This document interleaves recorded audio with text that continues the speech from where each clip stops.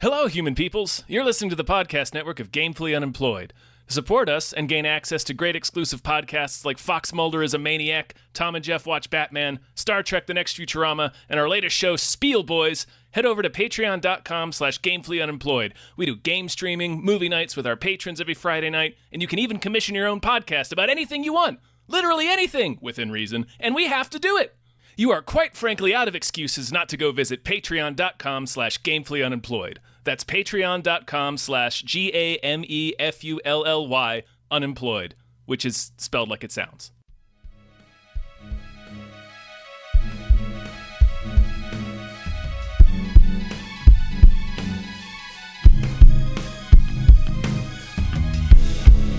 Hypecast mit Tom Reimann und David Bell.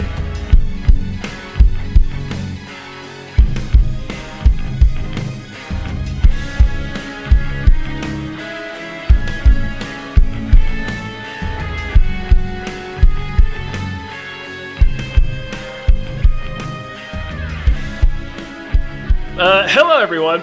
Hello. We're an episode of Hypecast. Hypecast. It's a show we get hyped about stuff and things. I'm your co-host, Tom Ryman. I'm your other co-host, David Bell. Katy. I'm your guest. Katy. Yeah. I'm your guest, Hi, Katy Katy. Stoll. I wasn't sure Yeah, when I should you be jumping in. I know, No, that's the game. that's how we do it Fun. every yeah. time. Is it fun? We never ask the guests if it's fun. We just go into it assuming that the guest has also done 300 episodes of this. Yeah. As a Katy, rule of welcome. thumb, I tend to just go in with the attitude that this is fun. So yeah, it's fun for me. It is Yeah. fun. I agree. Katy, yeah, thank you for being here. What are you up to? What do you got? What do you got going on? Do you have anything you want to tell people about? Just Ooh. right here at the top? Sure. I mean, well, we all work together on our channel, Some More News. And That's true. I released my first full episode of me hosting yesterday. We released it. You did? With the help of so many people. And it was scary and exciting. And now it's out in the world for you guys to watch. And everybody likes it. people seem to like it. The comments are Yeah. very positive. A lot of people sharing their own stories about, our fucked up culture and how we equate weight to health, and it's just all, and so many other things. But, it seems like the comment section has become a little sharing of stories situation, and I think it's pretty powerful, actually. So many of the stories that have been shared, I think, are very brave and touching. So, Oh, for sure. That's awesome. Yeah. Congratulations. Yeah. Yeah. I haven't watched the episode yet just because I've been crushed at work this week, but I'm very much looking forward to putting it on. Oh yeah, it's a good episode. It's kind of, I mean, you're talking about boldness. Like it's the first one you exclusively host, and it's also like a ridiculously like controversial and personal Yeah. thing. So that's a hell of a fucking, Yeah, you really went hell for of a it. fucking thing. Yeah, was like, you I know. kicked open that door. You're like, you finished writing it first draft, and you're like, oh no, I just did a lot of work on this, and I guess I'm kind of locked in, huh? This is what we're doing. Yeah. Okay. No, but came out very good. Yeah. It's Thank it's you. exciting episode. Yeah. What else you been up to? What else have I been up to? to? Okay.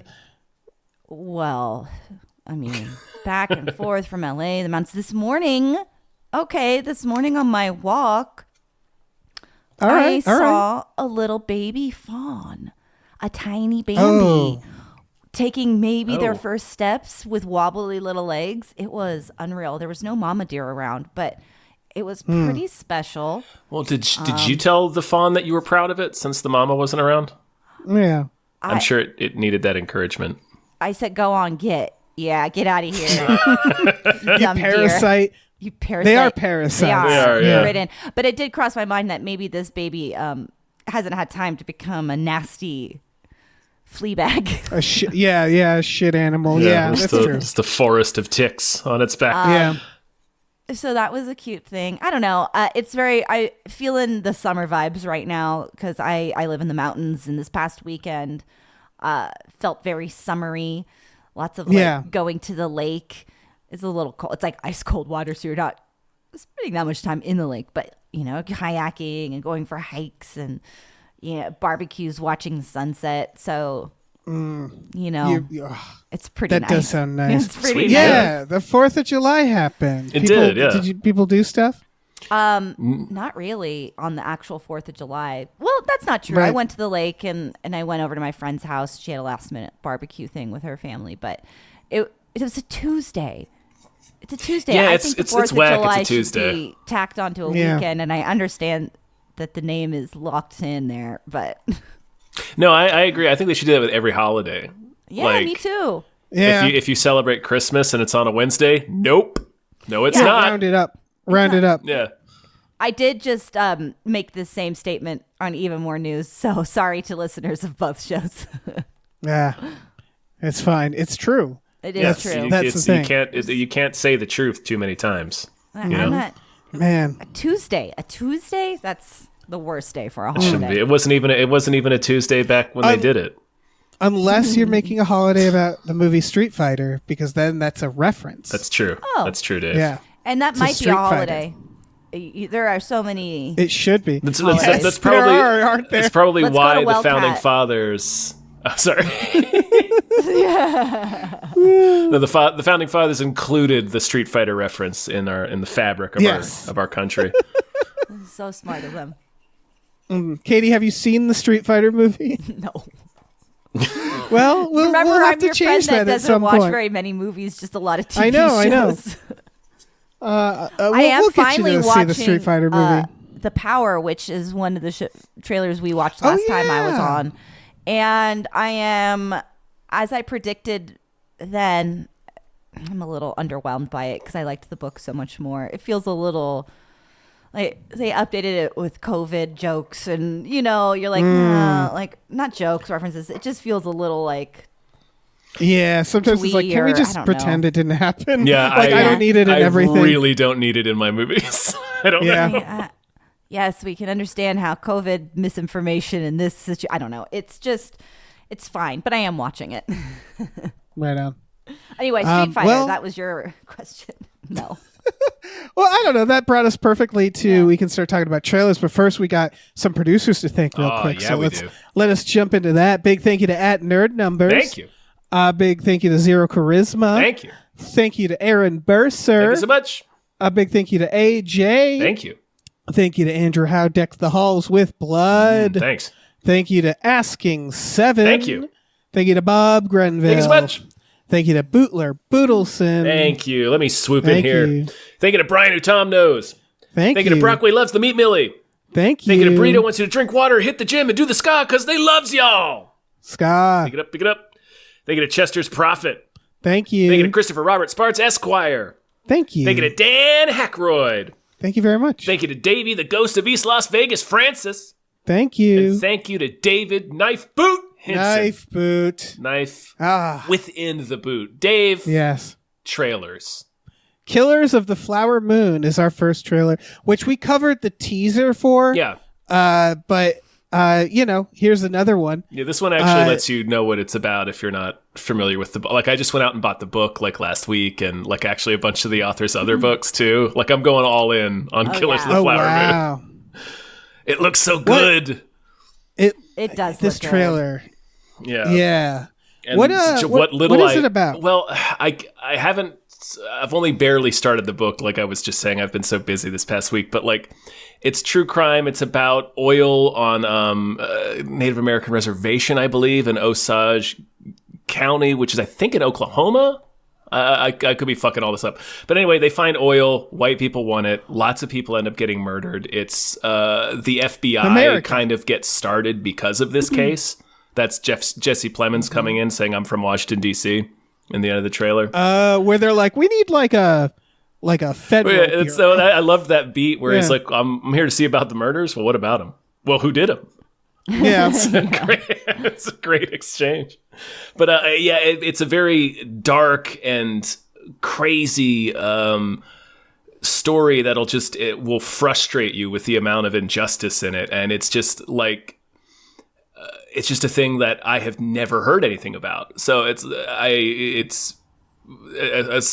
I'm fascinated by this now. Like, I'm all in on this. I'm reading the book. I'm going to watch this movie. I just bought the book while you were talking. Oh, word. He's in a couple others. Yeah. The author did like The Lost City of Z, which I haven't seen that movie either, but that's another story that fascinates me. Anyway,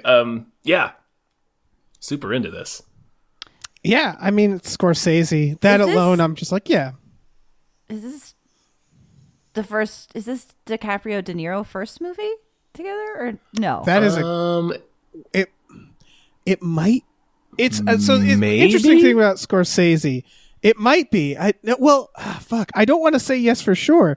This is like when The Departed came out with Jack Nicholson in it, and I was like, yeah, what other Scorsese films has he been in? Surely he's been in a bunch. Yeah, and then I thought about it for a second. I was like, he hasn't been in a Scorsese film. Nope. That's the weirdest goddamn thing. It's like weird comparison when Leslie Nielsen was in the Mel Brooks movie, where it's like, why did it take so long? I think that's right. No, they have to have been together in a movie before. I am Leonardo DiCaprio scouring my brain. I'm looking it up. No, it's okay. It's all right. Leonardo I know DiCaprio we're all sitting in front of computers, but it's more fun if I can pull it. Well, I also have a terrible time multitasking. I try to look something up as we're recording, and I can't. I just start reading and go silent and ignore whatever is happening on the call. I do the same thing, and so does Jeff, which is fun because anytime I'm listening to like Unpops or a different show that Jeff does, I can always tell when he's looking something up. So I have the answer, and it's wild. Oh, really? The answer is yes. They have been in a movie together. The movie is called This Boy's Life. And it's from like the 90s. It's like was DiCaprio the boy?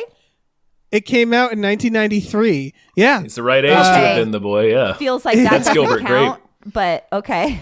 It's like I've never heard of this fucking movie. It's like it also has Chris Cooper in it.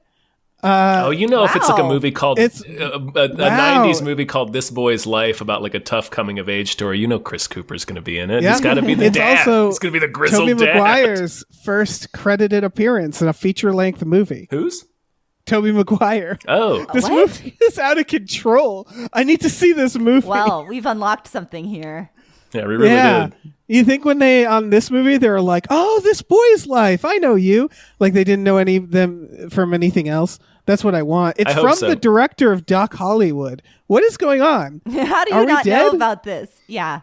I hope they spent all of their time in between scenes on Killers of the Flower Moon talking about This Boy's Life. God, I hope so. Just 68 days of just reminiscing about This Boy's Life. Yeah. Or however long they filmed this. That. I don't think there's any other movies. Interesting. What a fun little rabbit hole this is. Okay, so first film as both adults. What if This Boy's Life has the exact same plot? Like what if it's just like really gritty and there's but yeah, this trailer, my goodness, I still can't get over like nothing against it, but like a Scorsese movie with Apple TV, I'm just like, no, it's not. Like I don't believe that. But like this is going to be in theaters and stuff. This is like an actual movie, right? This isn't like an Apple TV exclusive. No, it says it says at the end, exclusively in theaters. Okay, good. I know some people have seen it already because it's been doing festivals for a little bit. Oh yeah.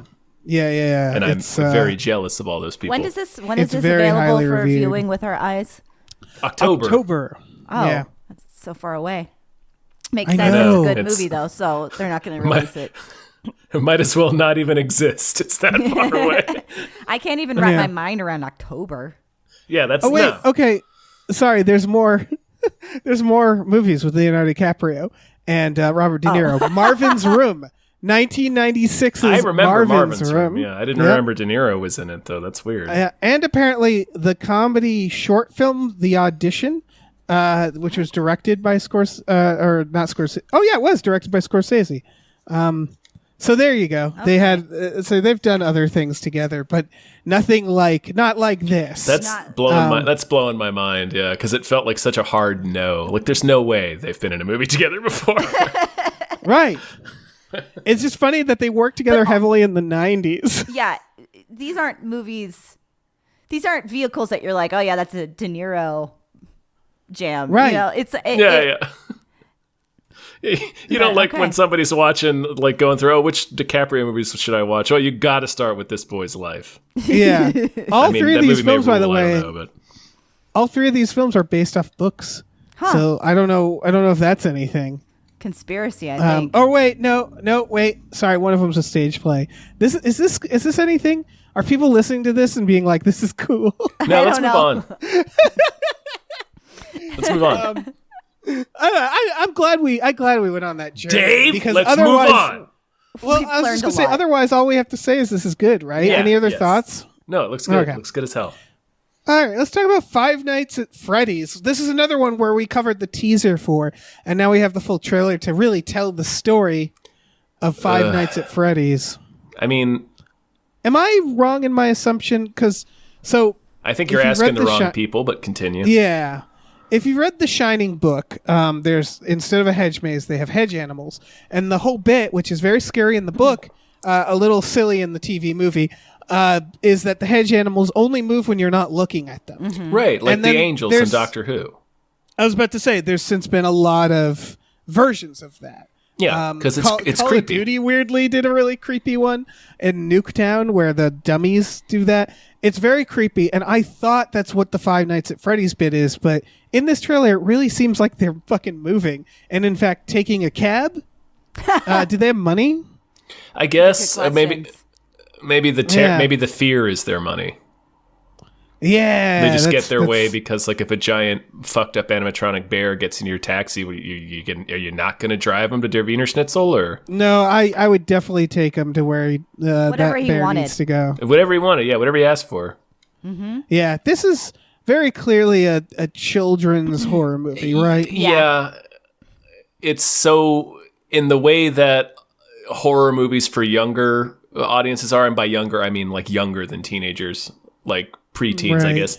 It's this trailer, at least, and from what you were telling me, I think in the previous episode we talked about this, about the game itself as well. Like, it's so about the lore of it that for some reason I feel like they do that in younger skewing horror stories to make them less scary. I'm having This still trouble seems wrapping my mind really around it. But scary yeah. for a young child. For children. It does. Yeah. Oh, yeah. It looks like it's like tween. Yeah, right? yeah. I will say one of the writers of the screenplay did the games, which I kind of at least appreciate that they gave it Oh, to sure, yeah. the person in charge of the game. And I assume all this lore is in the games and stuff. I never played them. They're not for me, and this trailer doesn't do anything for me. It's just so much goofy lore about these animatronics that are not scary to me because I'm a 40-year-old man. Like, again, this is Right. not for me. Yeah, Oh, it's not so maybe supposed it's to for be. me because I started watching it. I just take notes. And my first thought was like, I just don't do horror. And then when I realized what I was like, oh, okay. Yeah. It doesn't. It went- looks chill enough. Okay, that's fine Okay. then. But that's exactly Matthew why, 'cause Lillard. I get spooked. And I was like, I watching it, I was like, I could watch that. I probably Right. won't, but I could. I can handle this. You could. I gauge it. It's like, am I going to be okay watching this by myself? Right. Sure. I'll watch yeah. a lot of things with Oh, other yeah. people, but I'm not a masochist. I think you could watch this by yourself. watch this by also, myself. like, this is sort of that thing where also, like, the animatronics, maybe they built them differently, but most animatronics you can physically take them. Like, they're not built to Well, overpower humans. They don't move quickly, that's for sure. Yeah. And again, Most of them like, are rooted to the ground. yep, They are that's a big horrifying, part of though. it. They are Oh, yeah. creepy. Yes. Yeah. Yeah. When their skin comes off, they look ghoulish. Where I grew up, there was the flagship Yankee Candle, and the reason I bring that up is they had a animatronic band because they have this big Christmas town. Because again, it's the flagship one, so it has this big indoor like Christmas village, and they have this band that was terrifying. that was this little like a German polka band that would come alive every half hour. Horrifying. One of them looked exactly like my grandfather, which didn't help. Yeah, so, no thanks. I don't know. Yeah, it was very creepy. This though, I do feel like they, again, like the one promise I get from this that is compelling is the idea that they only move when you don't look at them. But it really doesn't seem like that's what's happening. And in fact, you could make a good horror movie version of this if it was just him in the security office, which I believe is what the game is. Just like watching these fucking things move around. But I guess that they're trying to appeal to kids, so they're not going to just do that. I just think there is an actual like a good horror film that could be made out of this if they weren't making it for younger audiences. But also, why would they make? Yeah, why would they make that movie? Yeah, yeah. I don't know. It's just it's whatever. It seems more like it also seems less like a horror movie and more like a horror action or a horror adventure or something. Because it's clear, like I guess. Were there jokes in the trailer? There was like the cab bit's a joke, that's right? Oh, that's true. Yeah, the cab bit is a joke. But like, and I'm not being like shitty. I'm not like, I legitimately didn't remember there being any jokes. I'm not saying that like there were jokes that didn't work. Yeah, right. No, I get you.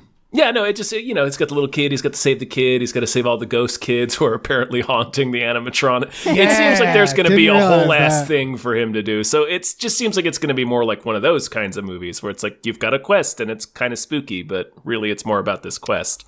Yeah, it's like spooky adventure. Yeah. All right.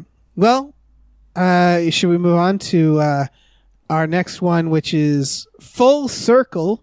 This is I noted like Steven Soderbergh HBO series. That sounds cool. Steven Soderbergh Max series. I'm just like, I know. I don't know why you made it slightly worse. It's weird. I just gotta say, trailer for a trailer. There was a trailer before the trailer. It starts and it goes. Oh, the pre-trailer trailers? It was like a pre-trailer announcing that this was the trailer. It wasn't quite a trailer. I hate those. It's so weird. The reason they do that is because it had to do with like YouTube analytics or whatever. I feel like it had to do with Facebook, and like they're still doing it, which is very silly to me. Well, I gotta say, this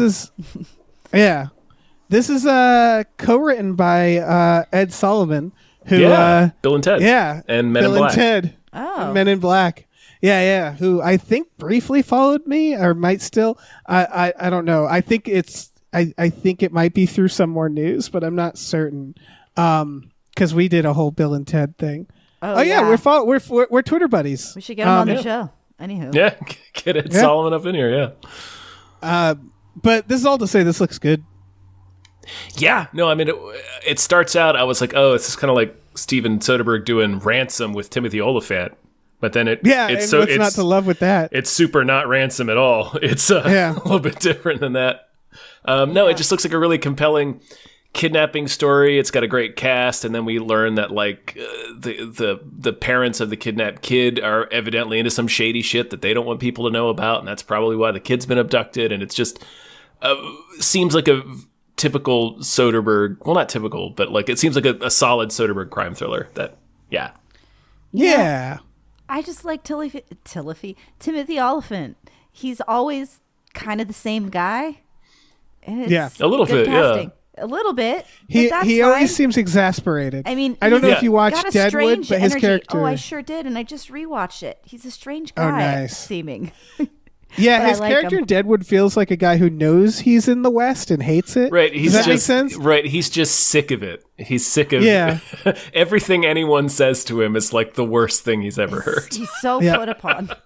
Yeah. This also has Claire Danes in it, who I'll never say no to. It also has Jim Gaffigan, which I'm loving. Jim Gaffigan being in serious stuff. It also has Alex Winter.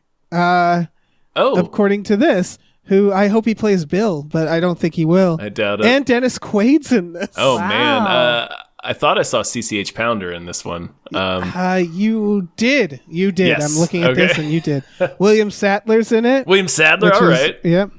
Yeah, there's everyone's in this movie. Yeah, I mean, this show, this Max limited series. That's why I wasn't sure if it's a show. It's a series, yeah.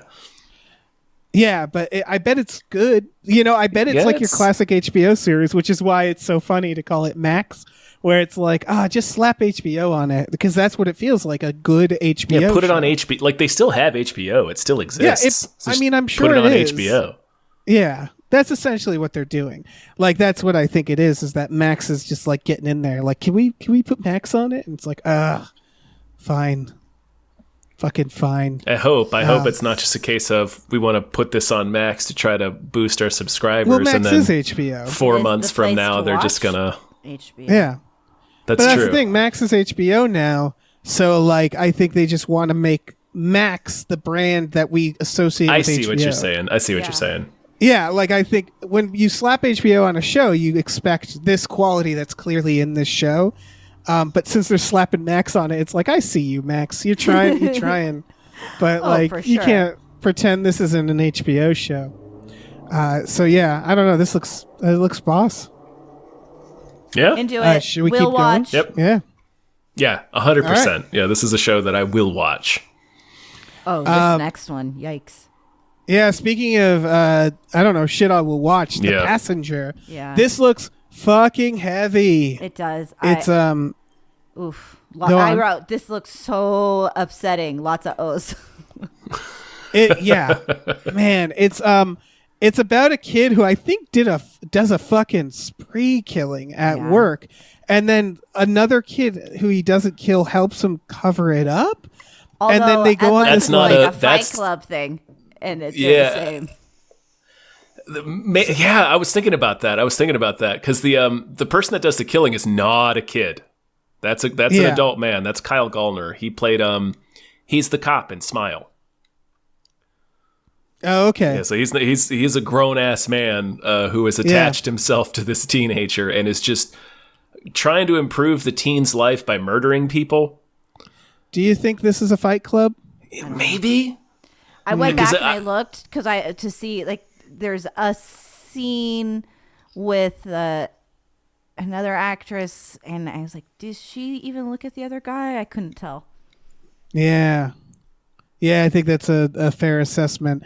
But I do think this looks just real well made. Yeah. No matter what it is. I've never heard. Oh, it's the director of The Ruins, which isn't a bad movie from what I remember. It just I remember that movie just sort of came and went. It was a cool idea for a movie. If you guys saw the horror movie The Ruins. That was a plant, wasn't it?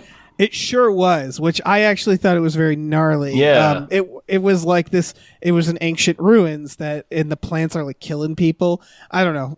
Point is that it doesn't speak to this that much, other than that this might be pretty intense. Yeah. It sure looks it.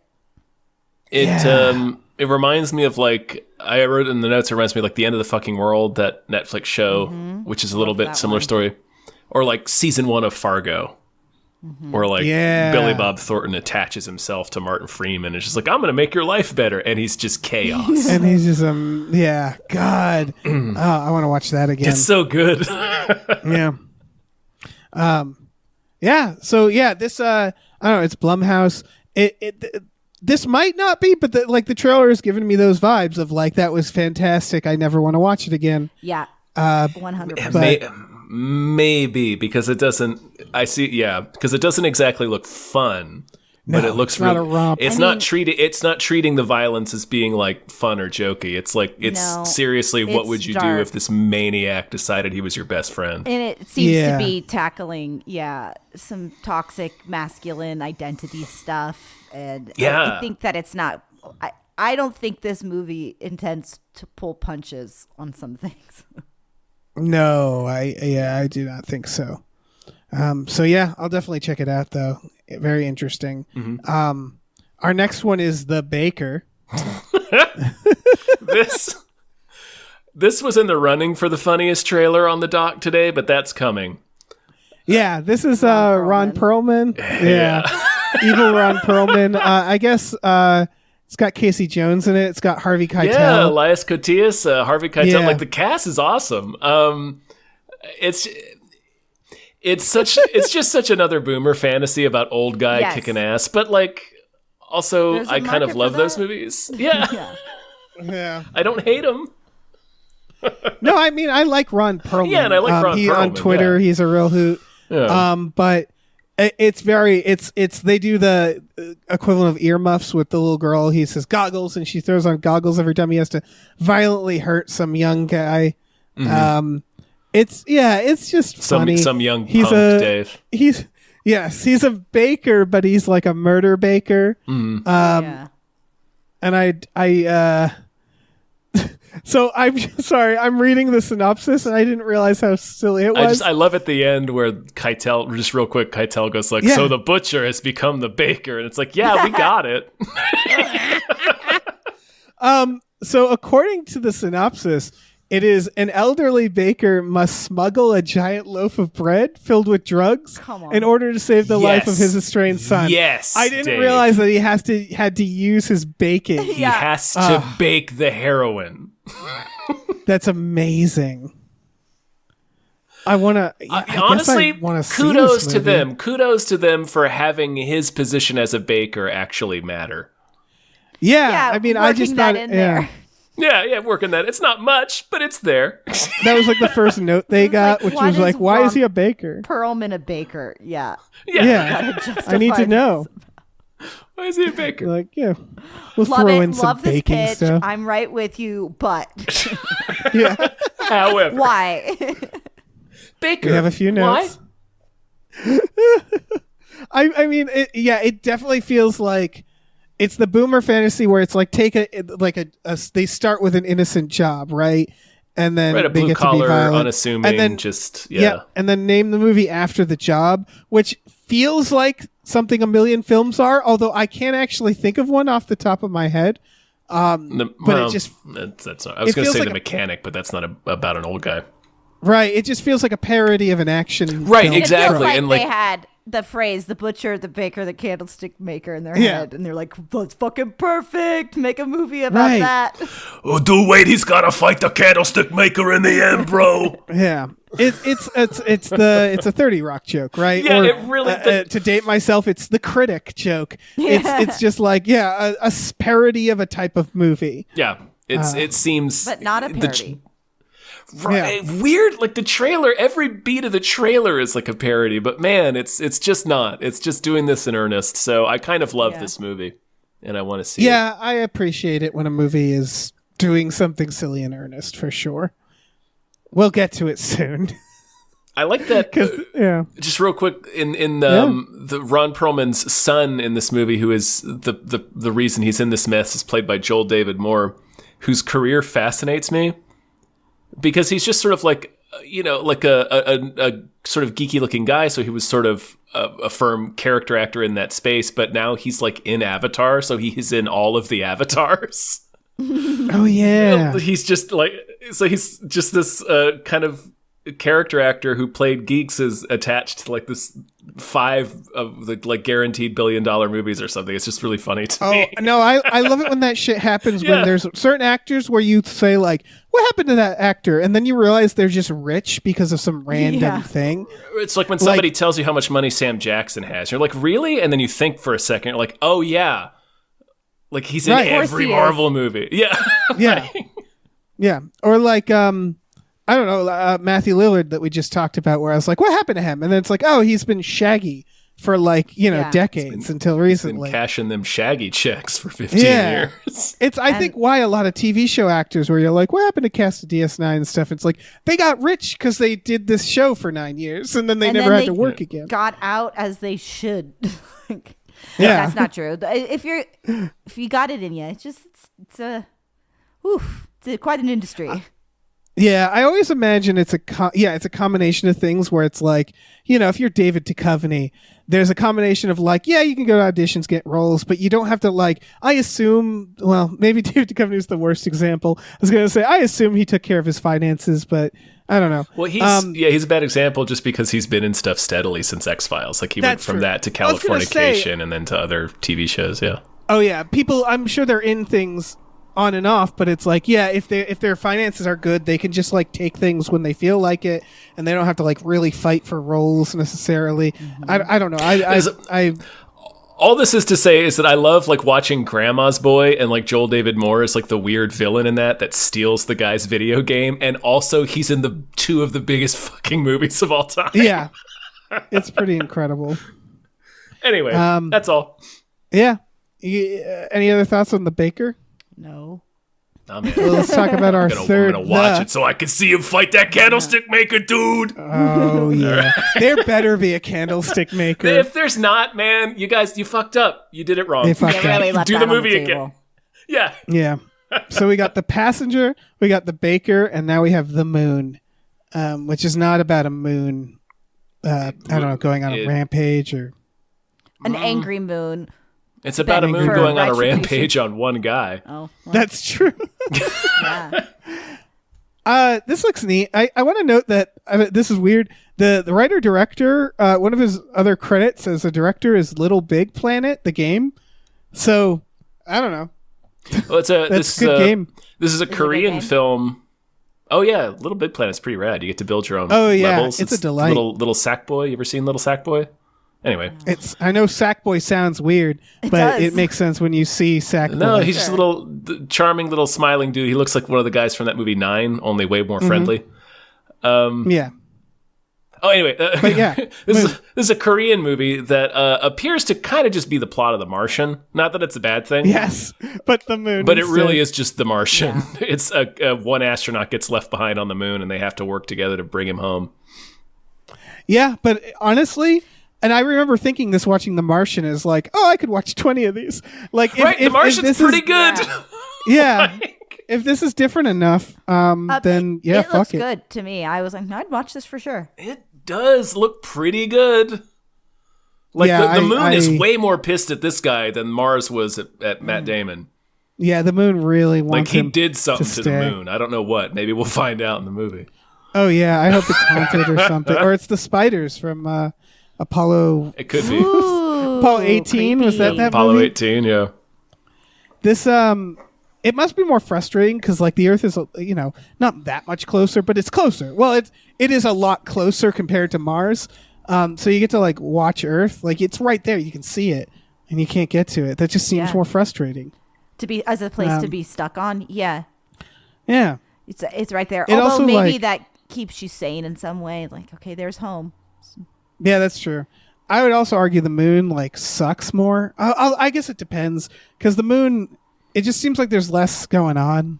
Than Right, but Mars. that's all. Honestly, that's kind of like better because there's no weather on the moon. That's a good point. Yeah, the moon is cool because it's like you're just looking right into space, and that's cool. You're just chilling in space. It doesn't have atmosphere. yeah, that's You're kind just of on a fucking rock in terrifying. space I bet that it's- happened to get trapped in Earth's orbit. Sorry. Yeah. Peaceful. No, I don't. It looks pretty cool. I would go to the Pretty moon. cool, but I wouldn't want to be stuck on the moon. If I had yeah. a couch. I was give me about to a say couch. video games. Well, it's like, what's the food situation? You know, like That's true. Yeah. That's true. I don't know. Give me like a 7-Eleven and a couch. Yeah, I'll bring some snacks. Yeah. we'll all go to the moon. Man, I want. Don't worry I wanna about go to the moon. activities. I'll bring stuff to do. Yeah, this is it's a movie, right? I can't tell if it's a movie This or is a show. this is a movie. Okay, because I was going to say this also could be a chill ass show, although I would say mini series. You know, Yeah, because you don't. How do you do season 2 once you get them off that moon?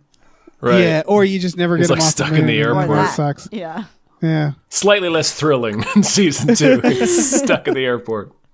Oh, that would be funny. And Yeah. then you just keep being like, I was stuck on the moon once, and they're like, Sure, cool. Grandpa. Speaking of grandpas, should we talk about Retribution? Holy shit. Yes. Yes. This is the Liam Neeson Can't Stop Driving or His Family Dies movie, and it's the Yes. funniest trailer I think we've watched all year. This is from the director of Predators, which isn't a bad movie, and No. Vacancy. This is why. Sorry, it's just the one part in the trailer. Why does when he points the gun at his friend is like, "Don't shoot me, please." His friend Matthew Modine. Yeah, Matthew Modine. And the friend is like, "Oh no, don't shoot me!" And like he's like 30 feet away from him, it feels like, and they're both in cars, and it's like, I don't know, Matthew Modine, just drive away or like duck down.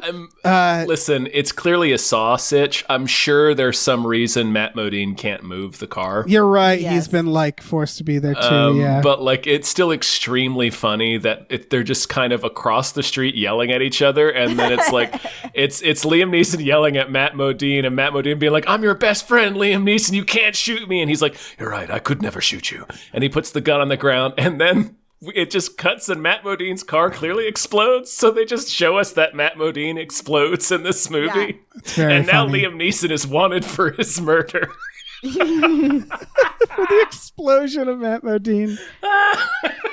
Because He's people wanted know for- who he is now. If you've seen Stranger Things, you know who he is. Yeah, They'll be you like, know at who the he very is. least, they'll be like, "Oh, that's a guy," and then he explodes. What if like, they well, I call guess- him Matt? No, go ahead. Oh, I was just gonna say, what if he plays Matt Modine? Maybe what if he plays himself? And they're like, "You're wanted for the murder of Matt Modine." The only thing- Stranger Things. That would be The only other thing I interesting. could think of is that Matt Modine is the bad guy, and he fakes his own death in the beginning. You probably I nailed might it. be, because he seems a little too Oh. famous for a role like that. So- Yeah.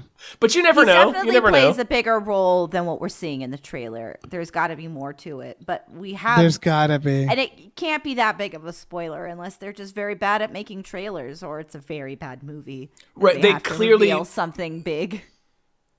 Right. It wasn't accidental. Like, they clearly wanted us to know that this character explodes while Liam Neeson is driving his kids to school, and now he has to drive around town dancing to the whims of a mad bomber. I don't know if we're doing my it God. justice, but just like the way the trailer unfolds is just the elevator pitch of this premise is the funniest goddamn thing in the world. So it's actually based off a Spanish movie from 2015, which I'm sure is better because, you know. I Right, don't but know. like It's- it's still the same problem of we have still the all same seen problem. Speed. Yeah. I was going to say, I don't actually lump this in with Speed, even though it has obvious Speed parallels. This to me is a phone booth, right? Which is, there's or a a Die lot Hard of with these a Vengeance, movies. but yeah. Right, I don't want to lump it with that either, because I think there was this like trend of the person calls you and tells you to do stuff. Like Saw was another one you brought up, which we like fell in love with. I feel like, which like yeah, there was versions of it, but like Speed, for example, feels more dynamic than a lot of these movies. As does Die Hard with a Vengeance, where it's everybody's sort of in on it. What it is that makes it a phone booth to me is that no one knows, right? It's him It's a against the secret world. game. I see what you're saying. Yeah, and so like it's that weird plot, and I feel like Liam Neeson has been in like 5 of these, which is like all he wasn't that does. the train one was one where he had to be like on the run. Nonstop. They love this premise, which is the guy is squeezed between the law and like a terrorist, and everybody thinks they yeah, do it's it. it's Hitchcock. Yeah. But we've done so many of them that they're kind of like they're kind of like the horror movies where someone's trapped somewhere and you keep asking like, why aren't they trying harder? It feels like that, right? Where it's like they have to always be one step ahead in like silly ways, where it's like all the reasons they can't go to the cops are always really convoluted or Yeah. weird and elaborate. And like the bad Right. guy seems Like, to know what the future holds. We're gonna find out that like Liam Neeson can't go to the cops because he's suspected in like a triple murder or something. Yeah. It wasn't But- me. It was another situation where I got a strange phone call. It's going to be really silly. I also am pretty sure the original name for this was Drive, right? Sure, but There's already a movie called Drive. It's taken. Already had that one's movie. taken. Yeah. But they say it, they go Drive. And then they cut to the title, Retribution. Retribution. It's like, oh yeah, that's what I was thinking. I was thinking the word Yeah, that- Retribution this whole time. Like what a wet dead fish of a title. Like that's meaningless. It doesn't like you have such a fucking funny ass weird premise, and your title is Retribution. Yeah. Right. It sounds So generic. It sounds like a Liam Neeson movie. Exactly. Like yeah, a- it just sounds like- like any like you can say the title of 5 different Liam Neeson movies, and you would have trouble identifying which one was which because they're all titles like this. Lately, they are. Yeah, for sure. Within the last 10 years, yeah. They know what sells, how he sells, I guess. Yeah. I just don't need to see this movie. I just don't feel It looks so funny, and I guess I'm having trouble explaining why. It's tough because I know I don't need to see this movie. I just know that we're gonna end up watching it, Dave. We're gonna watch it on a movie night. A lot of these movies, to me, the sad thing about them is I need them to actually be bigger swings. A lot of them just come out as it was had a couple funny moments, but it wasn't as fun as it should have been. And that's my issue with the Liam Neeson stuff specifically is they take themselves a little too seriously and try to be too grounded that it's this is just a lukewarm action movie as opposed to a batshit movie. And so I wish it this. I mean, this has potential for sure because it's a big swing, but I'm scared that it's going to be just average, if that makes sense. Yeah, I'm sure it'll be entirely forgettable, but I have to see it. Yeah. You know what I did watch, and I don't want to spoil it. Mm-hmm. I just watched Hypnotic, the Ben Affleck movie. Ooh, the Robert Rodriguez. That's a movie. Yeah, Robert Rodriguez. Katie, have you watched Hypnotic, the Ben Affleck movie? How is it? You're going to spoil not good. It's not good. Yeah. I mean, it's fun. It's a big swing. It's a big, stupid swing. Okay, but it is a big swing. That's all. At least. Yes. I mean, Robert Rodriguez does those. So. Also, he does. All right. The biggest surprise is that it's Robert Rodriguez. It was apparently written in 2002, which explains a bit. All I'll say is it poses a world where hypnotists are just a thing. Oh, that, yes. No, I'm obsessed with it. I want to see it desperately. We should watch it on a movie night, Dave. We will. Okay, we should watch it with Paycheck. You guys remember Paycheck with Ben Affleck? You and I specifically have started Paycheck 2 times, but we haven't finished it. We haven't finished it. We get to about the same part, about 2/3 through, and then we abandon it. That's pretty deep into to abandon it. It is. Oh, yeah. Yeah, it's I don't know what that says about a movie when you get 2/3 in and you're like, you know what? Yeah, I don't need to finish this. I've wasted enough time on this movie. That's because usually you just power through and finish it. I feel you're fuck it. I feel like it says 2 very specific things. It says this movie is bad and it's too long. And we're going to watch it with Hypnotic. Yes! Oh, fuck. You create the life of your dreams here, Oh, yeah. Oh, yeah. I can make that happen. And my birthday's coming up, which means next movie night, I can just say, this is what's going on.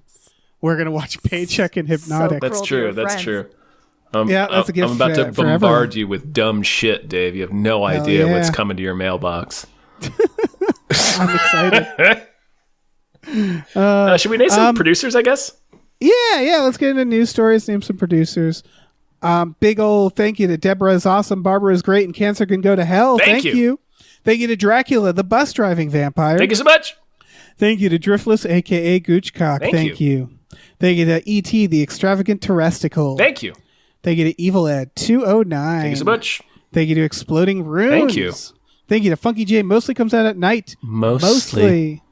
Thank you to Heathcliff's Helping Handfuls. Thank you. Thank you to ImpossibleWorlds.net. Read issue 2 and keep sci-fi alive. Thank you. Thank you to James Cameron's Prolapse Locomotive. Thank you. His wisdom is in vogue right now. Thank you to Chris Shanovich. Thank you. Thank you to Look Mom at a Podcast. Thank you. Thank you to Mabel. Step on me. Step on. Oh, I see. Yeah, you see what they want here. Step on me. Step on me. Beautiful. Thank you to Mackenzie. Fuck shuffling with Willem Dafoe's confusingly large dick. Chill. Thank you. Thank you to Mercurial Oz. Thank you. Thank you to Mike the Lurker. Thank you. You listeners now understand why teleprompters trip people up, right? Thank you to thank you to Mr. Tell Your Wife how many Patreon subscribers you have before you agree to buy a house. Thank you. Thank you to musical guest Rob Ritchie. Thank you. Thank you to No One Can Hear You Scream and Space McNulty. Thank you. Thank you to Norm from Cheers. Thank you. In fairness, I should have put the parentheses before the name, and I realized that now. You fucked this up. You did this to me, Dave. Yeah, that's a Dave error. You are the reason that I embarrassed myself in front of Katie and all of these listeners. It was pretty bad. And God. It was. Yeah. I feel incredible shame. God frowned today. I can hear it. The trees groaned. Okay, so let's talk about David Zaslav and GQ magazine and how GQ posted this article that was just like, wow, it sure seems to be raining shit on Dave Zaslav because he sucks and he hates movies and he's trying to turn everything into weird content. And then the GQ article got fucking pulled. And then, as you noted, Tom, we learned that the editor of GQ, who one of the editors who pulled it, is producing a Warner Brothers movie based on a GQ article. Jesus wildly transparent. And then they go and they say that there were some mistakes or whatever, but nothing got changed. They just edited out the most extreme criticism. And then the writer was like, I don't know. And so they pulled it entirely. Yeah. It's the press. It's tough being a journalist these days. It's tough running a place. And this isn't like the biggest story in the world. This isn't political. This isn't about Joe Biden. I do feel like this is the sort of thing that this editor should just step down. Yeah. Cause it's so like, oh man, that is so transparent and bad. I know it's just about a Warner Brothers CEO, but it is a CEO. It's a powerful person who basically ordered this piece removed. This person should be very embarrassed by their choices. Yeah. And it's like, Jesus. Warner Brothers is a huge shit show right now. I feel like even for people who aren't either in the industry or adjacent to the industry like we are aware of how much Warner Brothers is shitting the bed right now. So it's they really the are. fact that they come out of so much bad publicity to do this. Yeah, this is wow, wild. guys. So it's comical in many ways because it feels like a cartoon or this can't be real. But it is real. It's so out of touch. Yeah. Man, I want them to buy Twitter. I feel right. I was just about to say that. I feel like Quibi and then Elon buying Twitter and all of his dumbass ideas being on display for the public, and then Zaslav with this, and then the streamers dumping all their content. Fuck, they have me saying it now. Dumping all their movies and TV shows to get tax breaks. It just feels like there's such a spotlight on. Oh, okay. So the impossibly rich, impossibly powerful people making these decisions are all dumb as shit, huh? Yeah, they're all just idiots. Sweet. I have a theory on this because also, you know what's? I just read a headline about Disney is bombing at the box office currently. Oh yeah, I think and I think what we are seeing, and I think Tom, you mentioned this at some point, either in private or in the podcast, is we are seeing a bubble burst finally. Just to tack real quick onto Disney bombing at the box office. Streaming is eating every single studio alive. They've lost every studio to a T has lost catastrophic amounts of money on streaming.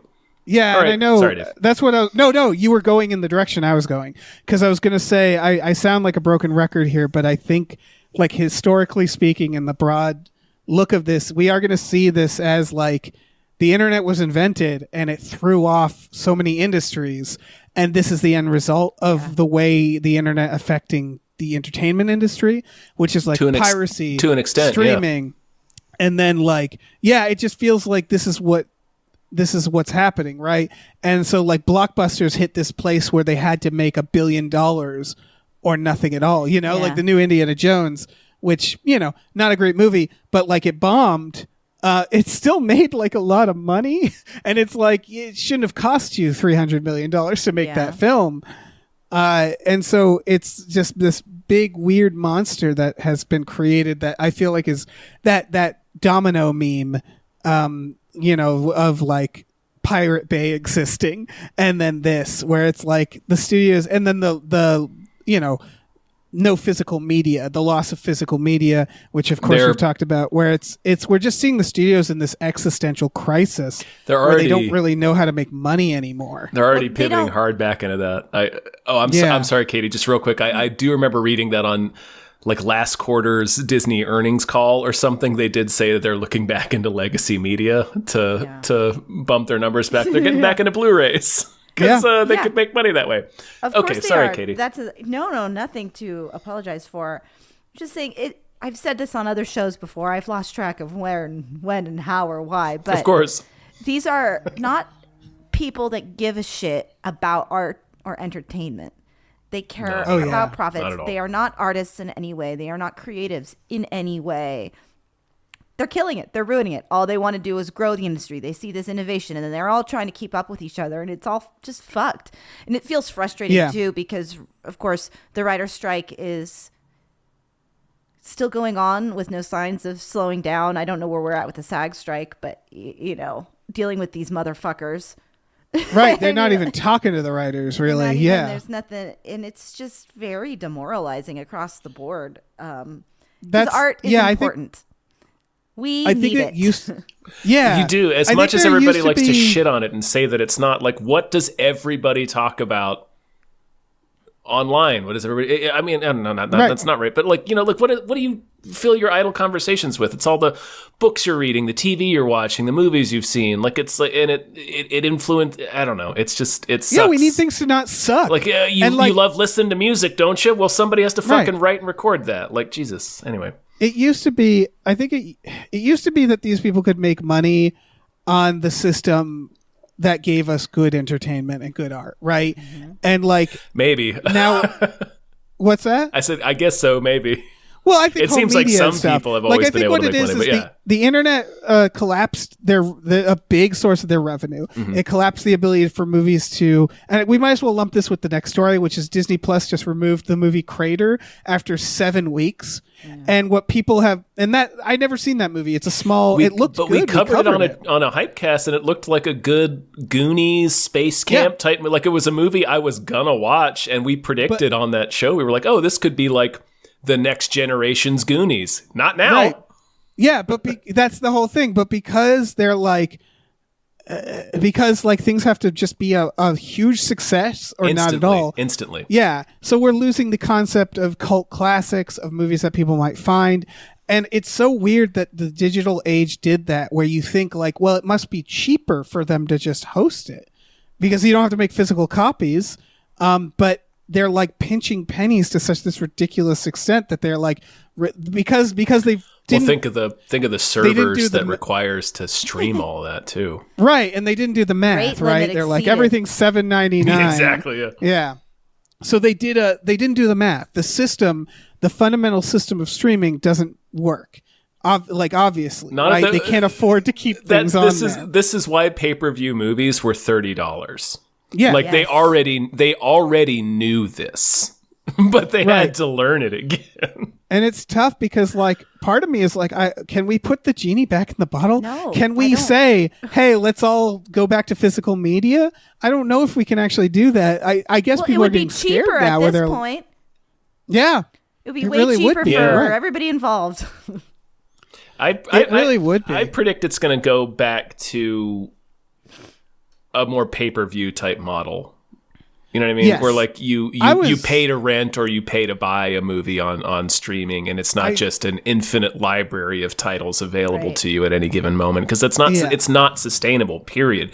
Because not only do you have to pay the subscription fee to the company to keep the servers online and stuff, the way art works is you have to pay the people that made it. So all those people have to make residuals, like whatever, which is why these studios are wiping these titles from their library so they don't have to pay them anymore. But it's like, that's why you hate to say this. I know what you're about to say. I'm pretty sure, but that's the reason why you can't get an infinite library of movies and TV for $7 a month. It's unsustainable. Yeah. No, I hate to say this, but the one place is Amazon. I like the Amazon model because Amazon is basically just Blockbuster, but digital. You pay $4 for an older movie. You pay $20 for a newer movie. And if these other streaming services, if they just kept to TV shows, that would make more sense to me, because that's what TV used to be, right? Is like we have channels, we have our shows on it's it. Generally we more figure out sustainable how we pay model, for it. unless you're making Lord of the Rings or And it's like, whatever that spy show was. Yeah. But movies, it's like keep it all the renting system. Like that's yeah, I agree. I do agree. It having just this. Yeah, because I can't keep doing this. I can't keep spending so much money on every single platform, and then I still end up, then I'll buy a movie. Great, that's fine. I know what I want. I'm going in and renting this. It's still better than me spending $30 on a ticket at the theaters, and then I'm actually going to sit down and watch it instead of, Anyway, I agree. It's all broken. It's fucked. Depressing. It really is, and it needs to. I guess it needs to be fucking broken down before it is breaking down. And we are seeing it breaking down, and we're seeing it affect the movies themselves too. Oh yeah, because I think also we're seeing, because it's it ties into the fact that it doesn't feel like anybody's like trying to create like a new blockbuster series, or if they do, it just vanishes, like Crater, where it's like any big swing just fucking vanishes, and what do we get? We get another Indiana Jones. Like we get the safest fucking bets in theaters now. It's the whole thing is, you're seeing from the ticket sales of some of those movies, like the more cynical versions of them, like Fast X, Indiana Jones, Ant-Man.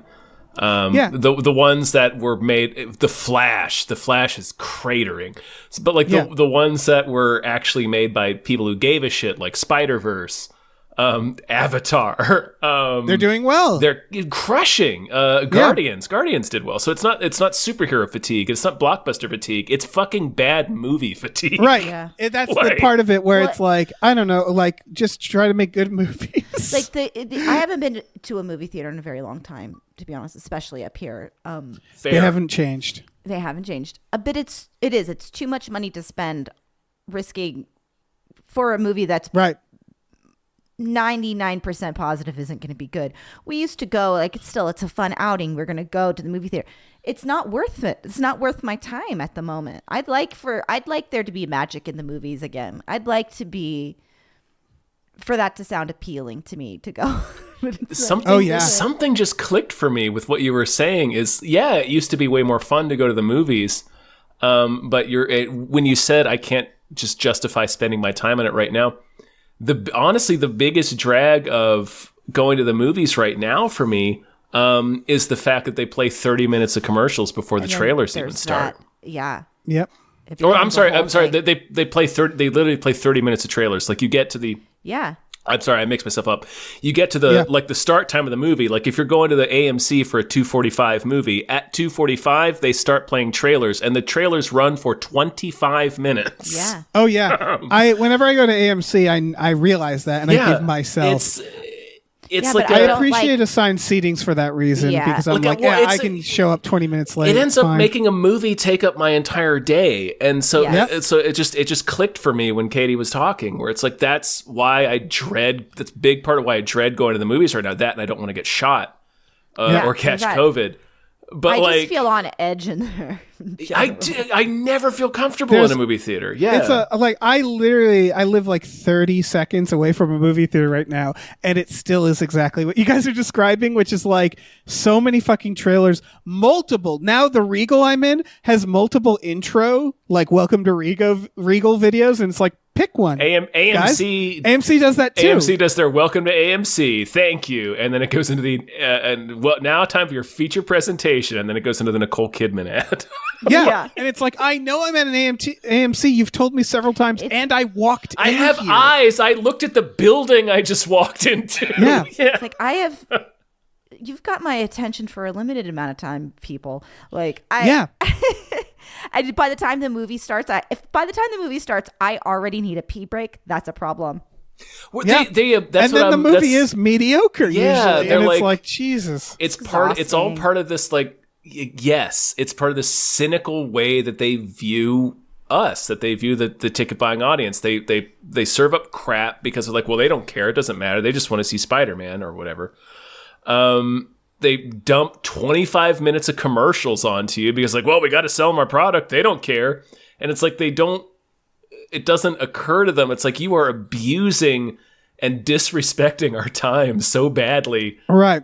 From jump. Like the movie is supposed to have started half an hour ago and you're still bombarding me with commercials for other movies you want me to pay to go see. It's like you clearly think I'm some sort of idiot that's just like a seal that's just going to clap.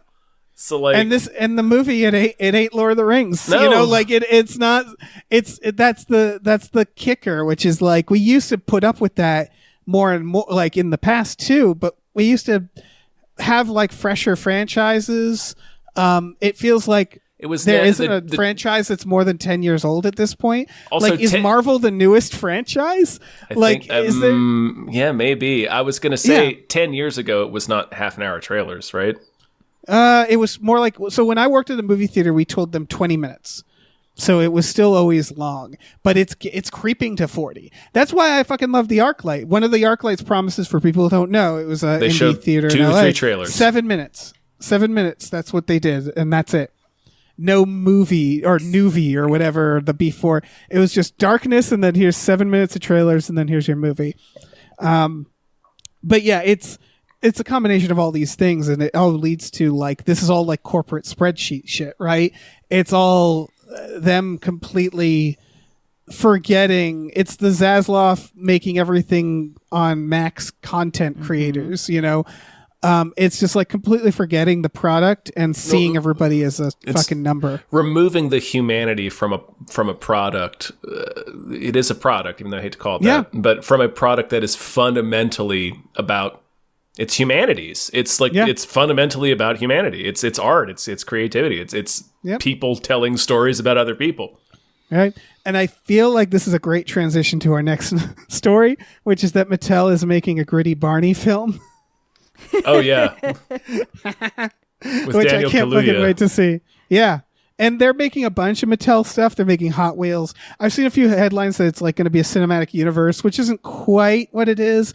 But Mattel is basically just like, there's like 45 Mattel films in the works right now. Sure. And I guess but Barney is also that. 4 of those are actually going to become movies, right? I was about to say,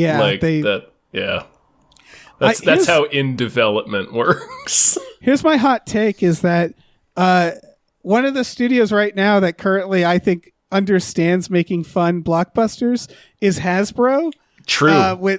And so I'm like, if Mattel with Barbie and then this gritty Barney film that they're saying it's going to be more like an A24 Ari Aster type film, and I'm just like, but then it's still going to like very interested in this. I can't wrap my mind around what his idea is because Daniel Kaluuya has said, it's going to be like gritty and dark, but it's still going to be like PG. Like it's still going to I'm not going to make a Barney movie that kids can't see. Right. I don't know what his idea is, and I'm fascinated by it. Me too. Here's my thought is right now Mattel is like Hasbro. What I like about him is these companies is that there's a level of humility. For example, apparently Zack Snyder pitched a Star Wars that would be R-rated and about totally unrecognizable characters. I don't love Snyder, but they should have greenlit that as far as I'm concerned. They should have. But they have to preserve their image. Whereas Mattel and Hasbro are like, we have nothing to lose. Yeah. We make, do whatever the fuck you want. We have an opportunity to do something unique and different and surprise people. And there's a lot of leeway. It feels like a great job to get if you can get honestly, like that. I think I gotta be honest. That Barbie movie, the trailer makes it look like one of the most compelling movies of the summer. It does, can't and wait I think for it's it's made with love. That's my feeling. It's made by people who have a passionate idea, right? And they were like, go with it. Barbie doesn't need a movie. Barbie's doing all right.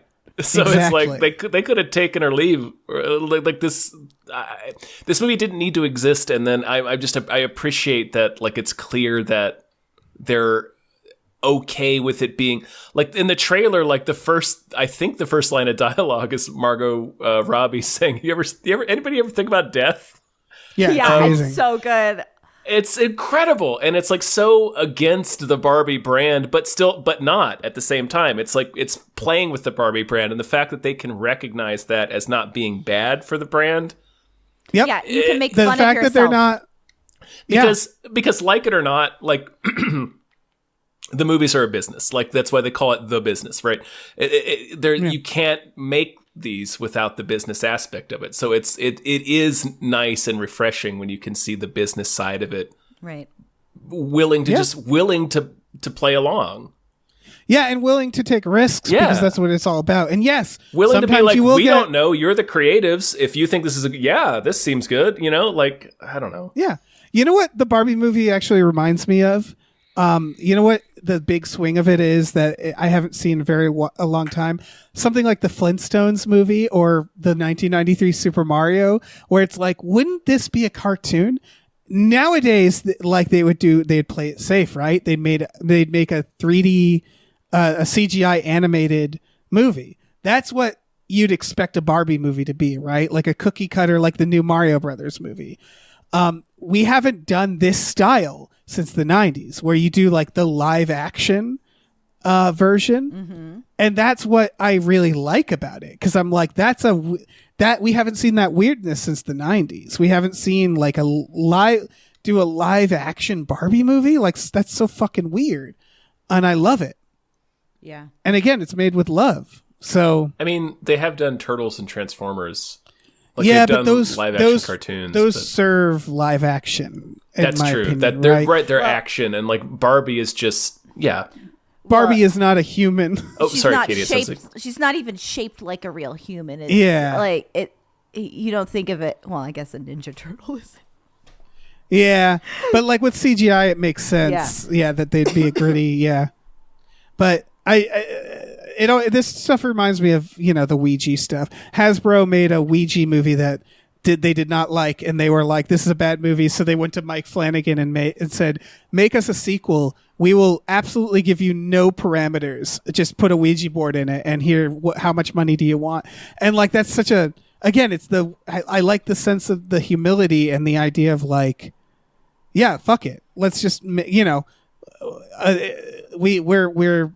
we're already in good shape. People aren't going to stop buying Ouija boards. Let's make something good. I hear they're doing the same with Magic 8 Ball now. I'm not certain, but like they might pull a Ouija with that and just make a horror movie. Oh, sure. Yeah. Which would be fun. You could actually do a lot with that. That's a great that's idea. Mattel again. Yeah, it really is. But again, we'll see. This Barbie movie seems like they're going to learn the right lesson from this. Yeah, I hope so. There's the hype is certainly there. Like the internet's going ape shit over the Barbie movies. So okay, so it turns out. Sorry, I looked it up real quick. The Magic 8 Ball movie is a horror comedy from the writer of Cocaine Bear. So yeah, Mattel is like there you go. It's so weird that two toy companies are the ones who are like, yeah, fuck it. We can save cinema. Yeah. I think because they have a different. They're looking at a different. Like I think. Yeah. Hollywood is chasing Marvel, right? Yeah. Toys are all chasing the Lego movie. And what'd the Lego movie do? The Lego movie just gave it to a couple of creative people and was like, make this into something. Like make a story out of this.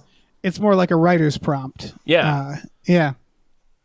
So, I don't know. Maybe there's just something where it's like I don't know. It sounds like they're more trusting of creatives to bring in a vision. We've got this property. Give us something interesting that's actually going to catch the zeitgeist in some way. I don't know. It feels like that's the move as opposed to we're a big studio and our main output is content.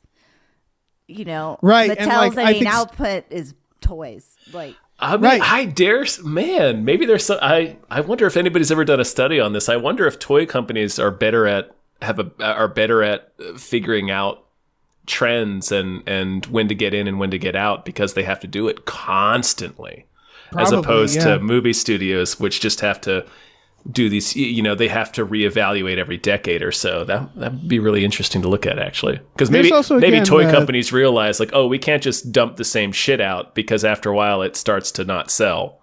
Yeah, and absolutely. And I also assume there's some humility where it's like movie companies, they're run by like people who've been in the industry for a while. David Zaslav, his biggest problem is he probably thinks he knows what he's doing, right? That was the whole Quibi thing too. Exactly. Yeah. Is they're like, well, this guy's a really good. We've met all these directors. I think that this are writers, and we've gotten all these pitches, and we're gonna go with the weird. It's just I think that there's more opportunity for the creator in this situation to make something 100%. Actually genuinely interesting. Yeah. So yeah. I don't know. I think that's probably true. Toy movies, that's where it's at. Sure, man. I can't wait to see this goddamn Barney movie. I have no idea what Barney it could be. And Barbie. I want to see Barney v. Barbie after this. Sure. Ooh. Fuck it. And it's like, it's gory, you know? Like they're really trying to kill each other. I don't think I need that. All right. That's fair. Should we thank some more producers? Sure. Big old thank you to Pete Forpagel. Thank you. Thank you to Numino Ultramicroscopic Silicovolcanoconiosis Anti-Disestablishmentarianism Jones. Thank you. Thank you to pre-order TikTok superstar Jason Pargin's new book, Zoe is Too Drunk for This Dystopia. Pre-orders are super important. Thank you. True. Thank you to Rev MD. Thank you. Thank you to Ricky Cilantro. Thank you so much. Thank you to Rosemary's Baby from Eraserhead. Thank you. Thank you to Screaming Horse Pyramid. Thank you. Thank you to Sorry Cop, world's most laughable centrist. Thank you. Thank you to Steven. Thank you. Thank you to the conveniently placed self-destruct button on the top of every baby's head. So easy, so convenient. Thank you. Then thank you to the Midnight Patron with patrons at midnight. Thank you. Let me jump in here. Thank you to the Oatmeal Savage. Thank you. Thank you to the producer formerly known as the Ghost of Dave Thomas. Thank you. Thank you to the To Be Terror Bunny demands you enter the ninja with Franco Nero. Okay. Sure. Thank you to these 7 Bs. Thank you. Thank you to Tiger George Pratt Thompson. Raindrops keep falling on my head. Thank you. Thank you to Tip Drizzle. Thank you. Thank you to Tux. Thank you. Thank you to Vincent with a Y. Thank you. Thank you to Why Don't You Take a Flying Fuck at the Moon? Thank you. Thank you to your mom. Thanks. And thank you to Zzz, because Pie Guy liked being last. Thank you. Dave, I noticed you gave both of the singing ones to me. It's alphabetized. Mm-hmm. I'm just saying it's alphabetized. But I will say this: the new singing one, they specifically was like, I want Tom to sing this. And when I first plugged it in, I hadn't had it alphabetized, and I was like, oh, it looks like it'd be me. And let me tell you, not singing it. But then I alphabetized it, and then it went to you. So I was like, oh, okay, never mind. Dave, in the midst of all of that alphabetizing, which I'm sure must have just run you ragged. Even though it's a button on Excel. Even though you were beaten down and tired and ready to hit the hay. You just hit data and then you hit sort sheet. Don't hit data, Dave. Oh. He wouldn't do that to you. Yeah, that's true. Did you happen to have time to find a movie that deserved more hype? You know, I did. Son of a bitch! Yeah, I actually found a bunch. I found a bunch, but this is the one I went with first because the other ones don't have. The other ones don't have trailers yet. Oh, that's a good reason. I don't know why I told you that. I don't know why I shared that. A little behind the scenes peek. This one's called Tiger Stripes. This is coming out of Malaysia. It's played at a bunch of like festivals and stuff. It's been picked up for distribution in France, but we don't really have a release date. I'm guessing about. Well, no, I was going to say summer, but it is summer. I'm guessing this year. Currently summer. This might be one that just like fucking plops out on streaming. This is a Muslim school for girls in Malaysia. That's like extremely conservative, and it's about a young girl in it who starts going through puberty and also becomes a monster. She becomes some sort of were-tiger, as you put it, Tom. It's very similar to some movies that I'm sure people are flagging in their mind. Ginger Snaps comes to mind. Carrie, Raw. You know, there's been a lot of movies about, how women are treated different and how, going through this time. And so... I mean, Turning Red, yeah. Even though that was a comedy. Yeah, but it's the same. It's body horror. And so this is very much, although some people, like one of the reviews was saying body horror is not quite the word for it because, at least according to one review, she doesn't change that much, which is, I think, it's a purposeful thing, showing that like you don't even have to change that much to be like, othered by people. But yeah, you get the point. It's the trailer, it's a very slow burn. She starts like, I don't know, becoming like in tune with animals. Her eyes turn red. She's getting like rashes on her body. She's turning into something, and it's called Tiger Stripes. So to me, that seems like it's turning into some sort of fucking tiger. What do you guys think of this? I think it looks great. I mean, the body horror is hard for me. Thank you for the warning. Oh yeah, Before I watched it, but I did think it looked very interesting, and yeah, just that experience of the othering of women as your body's changing and how people treat you, and but it also it was pretty gruesome to look at for me. It is. It's interesting because there's a lot of this. Like, there's also the Bone Woman movie. There's been a few about pregnancies that's the same, because they're very rightfully pointing out this is real life body horror. This is Cronenberg shit. And then there's of course the way society treats you. You get gaslit, and so like there's been a few like waves of this type of horror, and it's always very good, I think. Yeah. And this looks no different to me. Yeah, no, I'm really into this. Yeah. This is one I will watch, or I would watch if we get it to. Yeah, you'll have to. It'll be here. This is one that, like a lot of these movies, they'll just show up on. Like I 6 months later, I'll just see them on Amazon and go, oh shit. Invariably that's what happens. I scroll through. That's why I go down to new releases every week, every Tuesday on Amazon. I just scroll through it, looking to see what's up there. I'm really into this. Also, fully expecting a were-tiger. It really seems like it's gonna have one. But I really liked Ginger Snaps. We covered it recently. And this seems pretty similar in a lot of ways. It does. It's from it's from a very different cultural perspective. Yeah. Made by someone from that perspective. So like that makes it unique in a way also that sets it aside. Yeah, I don't think I've ever seen a Malaysian film. So I think I forget what it was. Some of the reviews were saying it's like the first Malaysian film to like I forget exactly, but it's a very unique film to begin with. Sweet. Well, I'm excited to watch it. I'm going to watch the shit out of it. Yeah, me too. Me too. 3. Tiger Stripes. Check out the trailer. Body horror warning. There's some fingernails. There's some fingernail pulling off, which is, I know, a specific thing for a lot of people. I saw it starting and I closed my eyes and it still squeeged me out, but at least I didn't watch it. I hate it. I'm not a big awful. body horror person. Like I'm not. It doesn't bug me that much. But fingernails every time, 100%. That's the one. That's the one. There's certain or when the fingernails break. Stir of echoes. Discharges get me. I can see that. I don't like that. I'm okay with discharges. More. I mean, I'm not.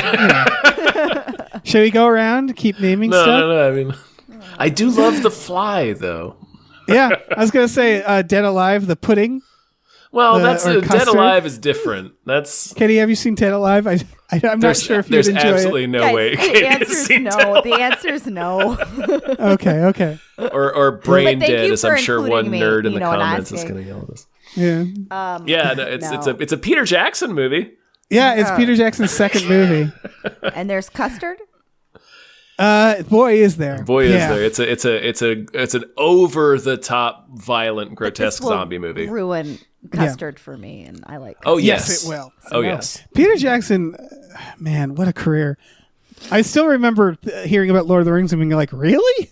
How did he? Who's letting him do that? Because his career before that was just all the goriest horror most movies. Fucking, and like gratuitous horror movies and gratuitous, like almost sleazy. Some of them, like edgelord shit. Like Meet the Feebles is sleazy. I have only watched that once. I'll never watch that again.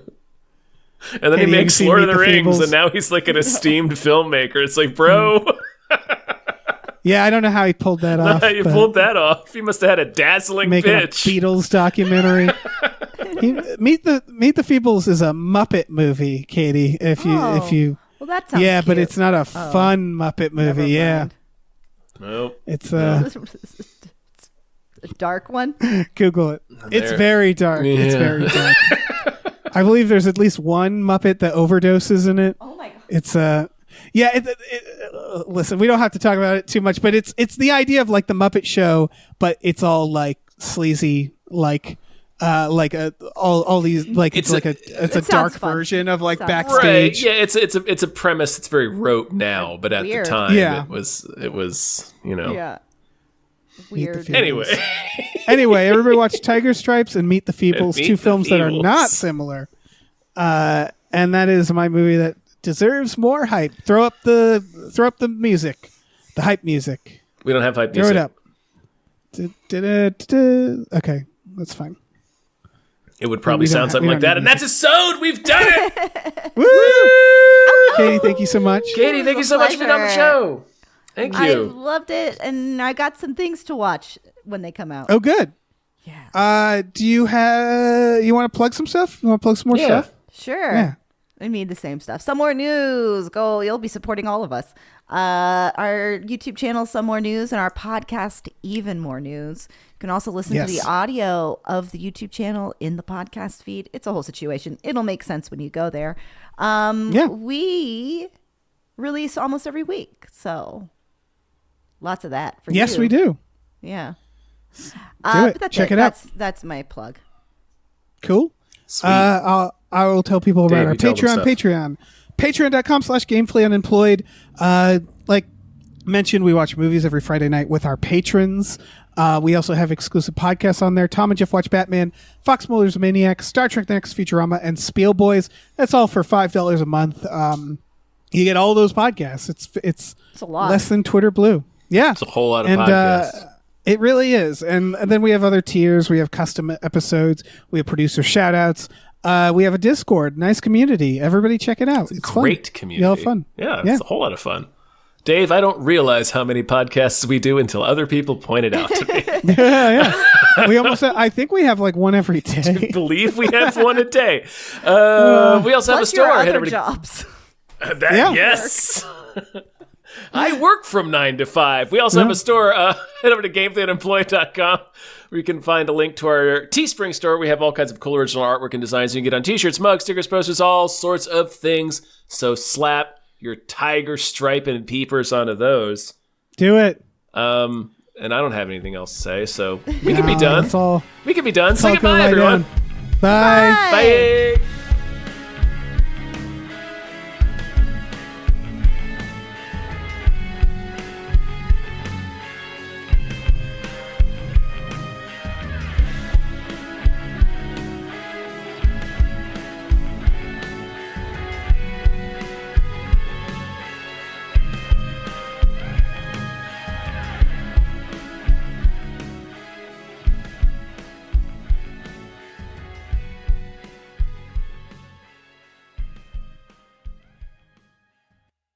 Our music is produced by Chris Corlew. You can follow him on Twitter at @thecorlew, CORLEW, and find more music at shipwreckedsailor.bandcamp.com. Our channel artwork is produced by Michael Vincent Bramley. You can find more of his artwork at instagram.com/mvbramleyart. Our episode artwork is produced by Justin Brown. You can follow him on Twitter at @JustinTBrown, and find more of his artwork at artnessbyjustinbrown.com and justinbrown.info.